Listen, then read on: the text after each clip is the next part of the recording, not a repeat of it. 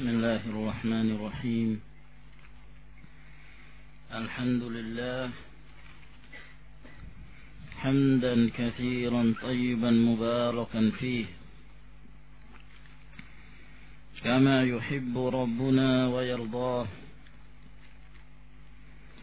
وأشهد أن لا إله إلا الله وحده لا شريك له، وأشهد أن محمدا عبده ورسوله، وصلى الله عليه وعلى آله وأصحابه وسلم تسليما كثيرا. أما بعد، قال شيخ الإسلام محمد بن عبد الوهاب النجدي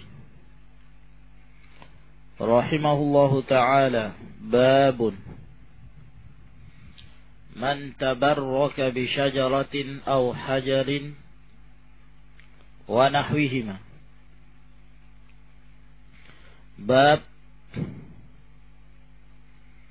barang siapa yang bertabarruk. Tabarruk yaitu talabul barakah, mencari barokah, mencari kebaikan. Nas-nas yang terdapat di dalam Al-Quranul Karim menunjukkan bahwa asal barokah datangnya dari Allah Azza wa Jal. Tabarakalladzi nazzala al-furqan. Sangat besar kebaikan dan barokah Allah Subhanahu wa ta'ala yang telah menurunkan Al-Furqan, yaitu Al-Quranul Karim. Tabarakalladzi biyadihil mulku wa huwa ala kulli syai'in qadir. Ayat-ayat Allah Subhanahu wa ta'ala ini menjelaskan bahwa al-barakah datangnya dari Allah Subhanahu wa ta'ala, dan seluruhnya adalah milik Allah Subhanahu wa ta'ala, dan tidaklah diberikan pada seorang atau sesuatu dari kalangan makhluk kecuali berdasarkan kehendak dari Allah Azza wa Jal. Sebab di antara makhluk ini ada yang memiliki barakah, yaitu barakah pemberian dari Allah Subhanahu wa ta'ala. Wa ja'alani mubarakan. Perkataan Isa alaihi salam, dan Allah menjadikan aku mubarak, memiliki barakah. Dan para ulama membagi al-barakah yang ada pada makhluk menjadi dua bahagian. Ada yang datangnya dari Banu Adam, dan ada pula yang datang dari selain Banu Adam. Adapun yang datang dari Banu Adam, bahwa di antara manusia ini ada yang memiliki barakah, pemberian dari Allah Subhanahu wa ta'ala, seperti para nabi, sebagaimana yang telah disebutkan oleh Isa alaihissalam. Dan para nabi wal anbiya wal rusul, mereka adalah orang-orang yang diberikan barakah oleh Allah Subhanahu wa ta'ala. Bukan hanya kesolehan mereka yang diberikan barakah, akan tetapi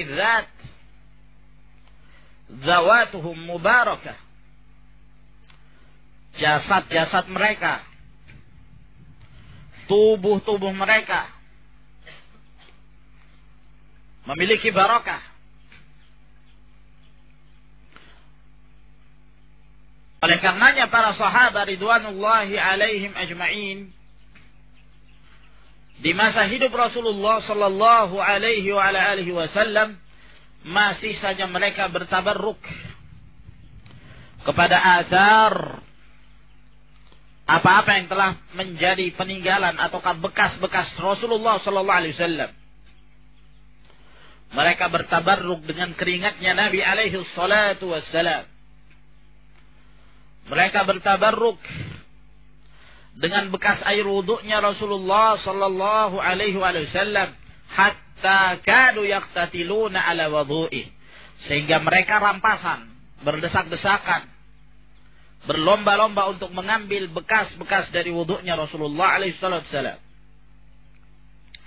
Dan mereka menyimpan sisa-sisa dari rambut Nabi sallallahu alaihi wasallam. Ini semua menunjukkan bahwa seluruh para nabi, terkhusus Nabi sallallahu alaihi wasallam, memiliki barakah. Dan jasad-jasad mereka barakah. Dan ini merupakan kekhususan yang Allah Subhanahu wa taala berikan pada para anbiya wal rusul, tidak pada selain mereka. Adapun selain dari kalangan para nabi dan rasul, dari kalangan kaum mukminin, mereka memiliki barakah. Akan tetapi barakah yang ada pada mereka bukan barakatuz zawat, bukan barakah pada zatnya, tapi barakah disebabkan karena amalan mereka, karena keislaman mereka. Kata Rasulullah sallallahu alaihi wasallam, "Inna minasyajari barakatahu ka barakatil muslim." Di antara pohon ada yang barokahnya seperti barokah seorang muslim. Maka setiap muslim memiliki barokah. Dalam kisah yang panjang, ketika Allah Subhanahu wa taala menurunkan ayat tentang tayammum, hadis Aisyah yang sangat panjang sekali, kisah tentang kehilangan kalung yang dimiliki oleh Aisyah radhiyallahu taala anha. Kemudian dengan sebab hilangnya kalung Aisyah tersebut, Allah Subhanahu wa taala menurunkan ayat tayammum. Maka perawi tersebut mengatakan pada mereka, salah seorang sahabat mengatakan pada keluarga Aisyah, "Ma hadza bi awwali barakatikum ya ala Abi Bakar." Ini bukanlah yang pertama dari barakah yang kalian miliki, wahai keluarganya Abu Bakar. Maka mereka memiliki barakah. Akan tapi barakah yang ada pada mereka adalah barakatu amal. Maka barang siapa yang ingin bertabarruk kepada mereka, bertabarruk dengan cara al-iqtida'u bihim, mencontoh apa yang mereka amalkan, mencontoh apa yang mereka hidupkan dari sunnah Rasulullah sallallahu alaihi wasallam, istifadah, mengambil faedah dari ilmu yang mereka miliki. Itu cara seorang mengambil barakah dari orang-orang yang saleh. Adapun mengambil azar, bekas-bekas dari mereka kaum solehin selain dari kalangan para nabi, yang demikian ini tidak disyariatkan, bahkan menjerumuskan ke dalam asyirk, menyekutukan Allah Subhanahu wa taala, wal iyadu billah. Dan di sana ada pula barakah yang Allah Subhanahu wa taala berikan pada selain Banu Adam.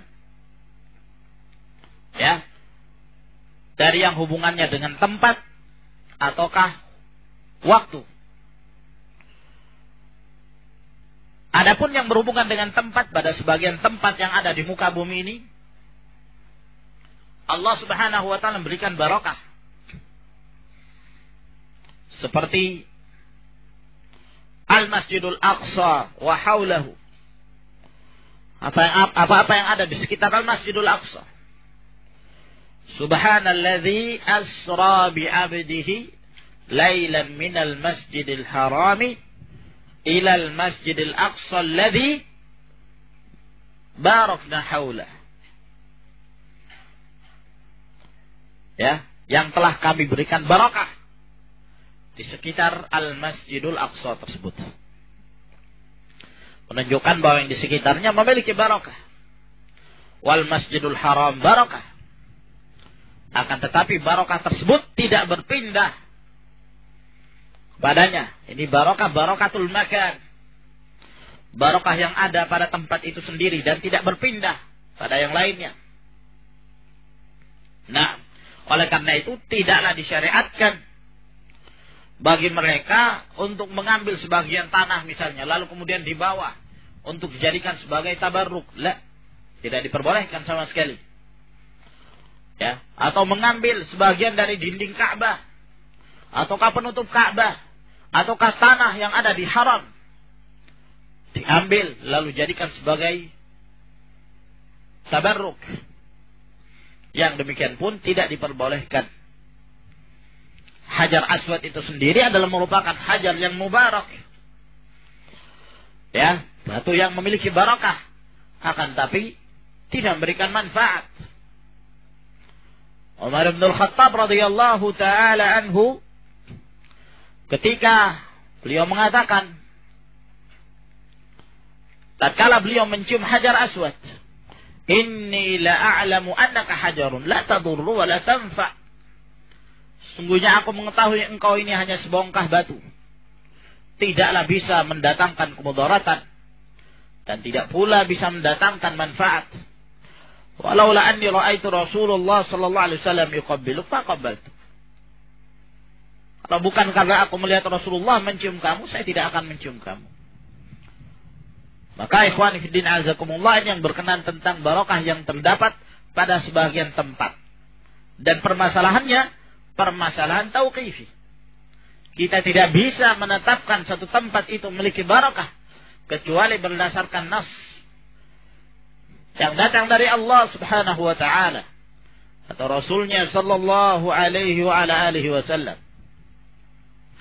Adapun barokah yang berhubungan dengan zaman, sebagian hari-hari yang Allah Subhanahu wa taala muliakan, ya, seperti bulan Ramadan, syahrun mubarak, bulan yang memiliki barakah. Nah, demikian pula di sana ada hari-hari yang dimuliakan oleh Allah Subhanahu wa taala, ayyamut tasyrik, hari-hari tasyrik dan yang lainnya. Maka al-muallif rahimahullahu taala ingin menjelaskan kepada kita macam-macam tabarruk yang dengan perbuatan tersebut menyebabkan seorang jatuh ke dalam syirikan. Disebabkan karena mereka menyelisihi dan mengamalkan suatu amalan yang tidak pernah dianjurkan oleh Allah dan Rasulnya sallallahu alaihi wasallam dalam perkara tabarruk. Sedangkan tabarruk minal ibadah, termasuk dari ibadah, beribadah kepada Allah Subhanahu wa taala. Ya, sehingga yang menyimpang dalam hal ini jatuh ke dalam syirik. Apakah syirik akbar ataukah syirik asghar? Syirik akbar apabila dia menjadikan benda tersebut sebagai tabarruk, ya, dengan meyakini bahwa dia meminta barakah pada benda tersebut, ataukah menjadikannya sebagai perantara untuk menuju kepada barakah yang datang dari Allah Subhanahu wa taala. Dan ini aslu syirik, sebagaimana yang telah diamalkan oleh kaum musyrikin, di mana mereka menjadikan makhluk dari selain Allah Subhanahu wa taala sebagai perantara-perantara, ya, antara mereka dengan Allah. Dan ini adalah syirik yang akbar, yang apabila seorang terjatuh padanya menyebabkan dia keluar dari Islam, waliyadzubillah.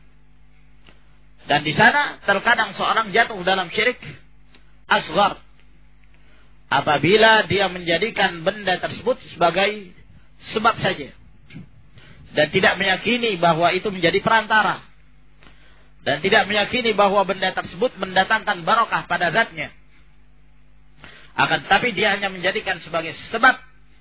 Dan ini adalah syirik akbar, dan telah kita jelaskan pada pertemuan yang dahulu tatkala kita membahas tentang jimat-jimat, ya, dan yang semisalnya. Terkadang seorang jatuh ke dalam syirik akbar dan terkadang seorang jatuh ke dalam syirik asghar. Kata beliau rahimahullah, man tabarraka bi syajaratin, barang siapa yang mencari barakah kepada sebuah pohon,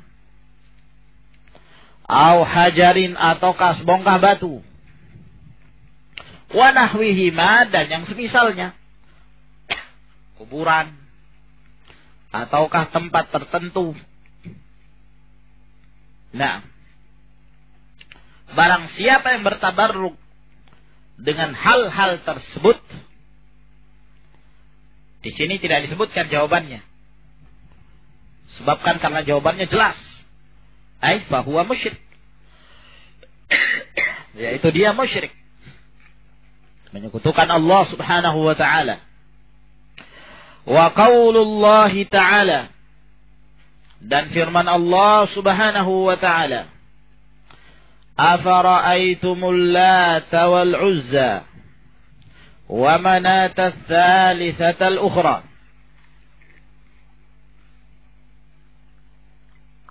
Pada lafaz al-Lata ada dua bacaan yang masyhur dalam membaca ayat ini. Jumhur ulama dari qurra membaca dengan ringan al-Lata. Afara'aitumul Lata. Dan yang lain seperti Ibnu Abbas, Abdullah bin Zubair, Mujahid, mereka membaca ayat ini dengan tasydid pada ta. Afara'aitumul Lata. Ya. Afara'aitumul Lata wal Uzza wa manata tsalitsatal ukhra. Adapun Al-Lata wal Uzza wa Manah merupakan nama-nama yang mereka namakan pada patung-patung yang mereka sembah dari selain Allah subhanahu wa ta'ala. Apabila dibaca dengan takhfif, dengan tanpa tasydid, Al-Lata, maka berasal dari kata al-ilah. Dan ini penyimpangan, ilhad. Dari lafaz al-ilah menjadi al-Lata. Demikian pula al-Uzza dari kata al-Aziz. Mereka menjadikan kedua nama ini istiqaqnya dari nama Allah subhanahu wa ta'ala. Lalu mereka menyebut dengan istilah al-Lata karena al-Lata merupakan mu'annas. Ya. Dari al-ilah. Jadi nama Allah subhanahu wa ta'ala disebutkan dengan lafaz mu'annas. Ya. Dari mudzakarnya al-ilah. Demikian pula al-Uzza. Ya. Mu'annas dari al-Aziz. Oleh karena itu Allah subhanahu wa ta'ala pada ayat ini menyatakan setelah itu, afara'aitumul Lata wal Uzza wa manata tsalitsatal ukhra alakumuz zakaru walahul untha. Apakah untuk kalian muzakkar itu? Kalau laki-laki kalian senang. Sementara yang kalian nisbahkan kepada yang kalian sembah itu justru al-untha. Nah, menisbahkan kepada sesembahan mereka al-untha. Padahal mereka benci yang namanya untha itu. Oleh karena itu kebiasaan kaum jahiliyah, ya, mereka sangat malu apabila istri mereka melahirkan anak perempuan. Mereka sangat malu menunjukkan kelemahan yang ada pada keluarga mereka.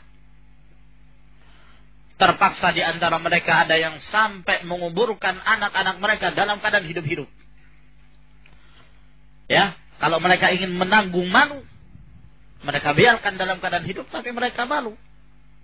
Menahan rasa malu itu. Wa idza busyira ahaduhum bil untha dhalla wajhuhu muswaddan wa huwa kadhim yatawara minal qaumi min su'i ma busyira bih ayumsikuhu ala hunin am yadussuhu fit turab ala sa'a ma yahkumun. Ya, apabila salah seorang mereka diberikan kabar gembira bahwa yang lahir anak perempuan, dhalla wajhu muswaddan, jadi hitam wajahnya itu, ya, dalam keadaan dia menahan amarah. Nah, terpaksa dia harus bersembunyi. Apakah dia tetap menahannya dan membiarkannya hidup, tapi dia dalam keadaan hina, ataukah dia membunuhnya dan menanamnya ke dalam tanah? Ini kondisi kaum jahiliyah terhadap anak perempuan. Sementara yang mereka nisbahkan pada sembahan mereka al-unsa, penamaan-penamaan yang menunjukkan keperempuanan, kewanitaan.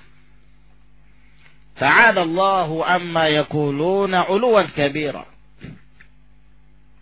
Ibnu Katsir rahimahullahu taala beliau menjelaskan bahwa Al-Lata merupakan batu yang besar, ya, yang berwarna putih, yang diletakkan di daerah Taif. Ada penutupnya, dasa danahnya, ya, dan di sekitarnya merupakan halaman yang diagungkan oleh penduduk Taif. Nah, dan Rasulullah sallallahu alaihi wasallam setelah Fathu Makkah, beliau mengutus Al-Mughirah bin Syu'bah lalu menghancurkan patung tersebut, berhala tersebut, dan membakarnya dengan api. Dan menurut atau berdasarkan qiraah yang kedua, Al-Lata dengan tak yang ditasydid, ini dijelaskan oleh Ibnu Abbas radhiyallahu taala anhuma bahwa asal penamaan ini dari seorang yang dahulu sering memberikan bantuan kepada para jemaah haji, ya. Sebab haji itu sudah disyariatkan semenjak zaman Nabi Ibrahim alaihissalam. Hanya terjadi perubahan dan banyak terjadi kesyirikan, kemudian dibersihkan kembali oleh Rasulullah sallallahu alaihi wasallam. Nah, ketika para jemaah haji itu datang, maka orang ini yang sering membantu, ya, membikin adonan roti untuk mereka. Maka tatkala orang ini mati, mereka merasa kehilangan. Lalu mereka pun selalu mendatangi kuburannya dan i'tikaf, ya, singgah pada kuburan tersebut, yang akhirnya menjatuhkan mereka ke dalam asyirk.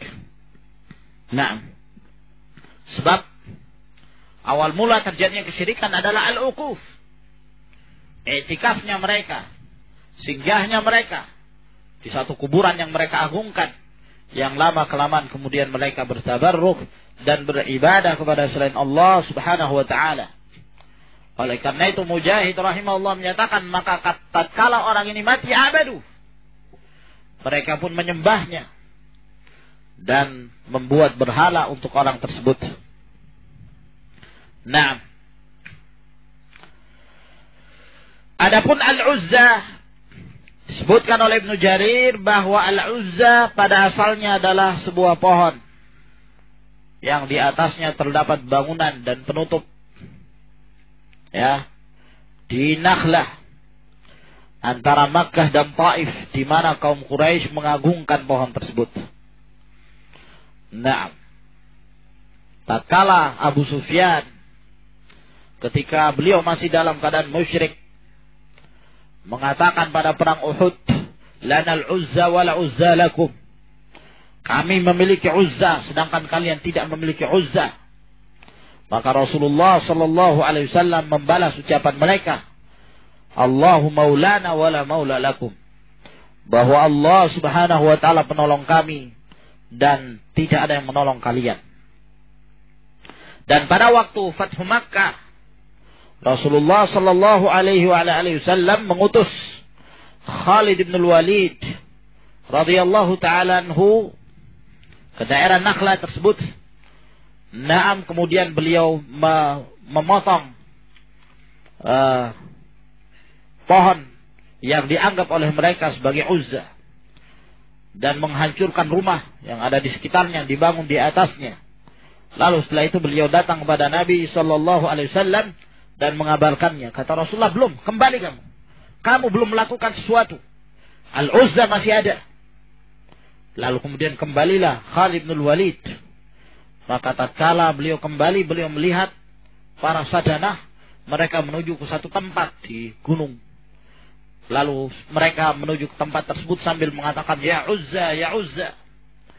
Ternyata di daerah itu ada seorang wanita yang dalam keadaan telanjang. Ya. Sambil teracak, yakni rambutnya itu teracak-acak seperti orang sinting. Ya, melumuri tubuhnya dengan tanah. Lalu kemudian datanglah Khalid bin Walid dan memenggal leher wanita tersebut. Kemudian dia kembali kepada Rasulullah sallallahu alaihi wasallam. Maka Rasulullah alaihi salatu wasallam mengatakan, tilkal Uzza. Itulah Uzza yang sebenarnya. Adapun Manah, ini juga merupakan berhala yang terdapat di daerah Mushallal, di daerah Qudait, antara Makkah dan Madinah. Naam. Suku Aus dan suku Khazraj yang mereka berada di Madinah, mereka mengagungkannya. Ya, mengagungkan Manah tersebut. Dan para ulama mengatakan bahwa Manah ini asalnya dari Al-Mannan, dari salah satu nama Allah Subhanahu wa taala. Al-Mannan. Naam.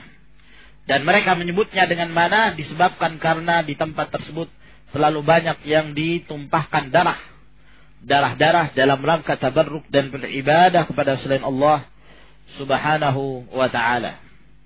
Dan Rasulullah sallallahu alaihi wasallam mengutus Ali bin Abi Thalib pada Fathu Makkah tersebut dan kemudian menghancurkan patung yang disebut dengan Al-Manah tersebut. Maka ikhwan fillah azakumullah, ayat Allah Subhanahu wa taala ini menjelaskan pada kita bahwa para penyembah patung tersebut, mereka menyembahnya disebabkan karena mereka meyakini ada barakah yang mereka bisa ambil dari patung-patung itu dengan mengagungkannya, berdoa kepadanya, meminta tolong padanya, istighatsah, dan menyerahkan berbagai jenis-jenis ibadah kepada patung-patung tersebut. Nah, maka jenis-jenis yang seperti ini dari selain Al-Lata wal-Uzza wal-Manah, di saat mereka bertabarruk kepada benda-benda tersebut, apakah itu kuburannya orang-orang yang soleh ataukah tempat-tempat yang mereka anggap keramat, lalu mereka bertabarruk, maka keadaan mereka sama seperti apa yang dilakukan oleh kaum musyrikin terdahulu dari menyembah kepada selain Allah Subhanahu wa ta'ala. Lalu beliau menyebutkan hadis Abu Waqid. An Abi Waqid Al-Laythi radhiyallahu ta'ala anhu qala. Dari Abu Waqid Al-Laythi, Al-Harith bin Auf radhiyallahu ta'ala anhu, beliau mengatakan, kharajna ma'a Rasulillah sallallahu alaihi wasallam ila Hunain. Kami keluar bersama Rasulullah sallallahu alaihi wasallam menuju kepada Hunain, dan kejadian ini setelah Fathu Makkah. Dan kita mengetahui bahwa setelah Fathu Makkah, banyak dari kalangan manusia pada waktu itu berbondong-bondong masuk ke dalam Islam. Dan mereka menjadi muslimin. Sehingga tatkala terjadi perang Hunain, kaum muslimin dalam keadaan berjumlah banyak sekali. 1000 lebih pada waktu itu yang keluar menuju ke Hunain untuk melakukan pertempuran. Ya, dalam keadaan mereka adalah orang-orang yang baru saja masuk ke dalam Islam. Dan di sini disebutkan oleh Abu Waqid Al-Laythi radhiyallahu ta'ala bahwa kami keluar bersama Rasulullah sallallahu alaihi wasallam menuju Hunain wa nahnu hudatsa'u ahdin bi kufri. Dan kami adalah orang-orang yang baru saja selesai dalam masa perjanjian dengan kekafiran. yakni mereka baru saja meninggalkan kekafiran itu dan mereka masuk ke dalam Islam. Ya, ini menunjukkan bahwa orang-orang yang telah lama bersama Nabi Shallallahu Alaihi Wasallam mengetahui perkara ini, bahwa yang demikian tidak boleh. yang demikian ini syirik. Siapa yang melakukan? Sebagian mereka. Dan mereka disebutkan oleh Abu Waqid, hudatsa'u ahdin bikufr. Orang-orang yang baru saja masuk ke dalam Islam. Maka di sini menunjukkan ikhwan fillah azakumullah bahwa para sahabat, terkhusus mereka para sabiqun al-awwalun, ya, semakin lama mereka bersama Rasulullah sallallahu alaihi wasallam, semakin kokoh dan mantap keimanan mereka. Dan semakin kokoh tauhid mereka, semakin bertambah ilmu mereka. Nah, dan demikianlah kehidupan mereka, orang-orang mengikuti sunnah Nabi sallallahu alaihi wasallam dan para sahabat. Seorang ahlu sunnah pada setiap harinya, ya, hendaknya bertambah ilmu yang mereka miliki. Sehingga semakin hari mereka semakin memiliki ilmu dalam mengamalkan agama mereka. Setiap mereka mengamalkan agama mereka, agama yang mereka amalkan senantiasa berada di atas al-ilm wal yaqin. Dalil. Sebagaimana yang telah ditanbih dan diperingatkan oleh beliau pada awal pembahasan al-usulul tsalatsah. Ma'rifatu dinil Islam bil adillah. Mengenal agama Allah Subhanahu wa taala, mengenal Islam berdasarkan dalil-dalil adalah merupakan perkara yang sangat penting sekali bagi seorang muslim. Walil musyrikina sidratun ya'kifuna indaha. Sedangkan kaum musyrikin mereka memiliki pohon sidr dan mereka i'tikaf. Lihat model dan cara mereka beribadah kaum jahiliyah, i'tikaf.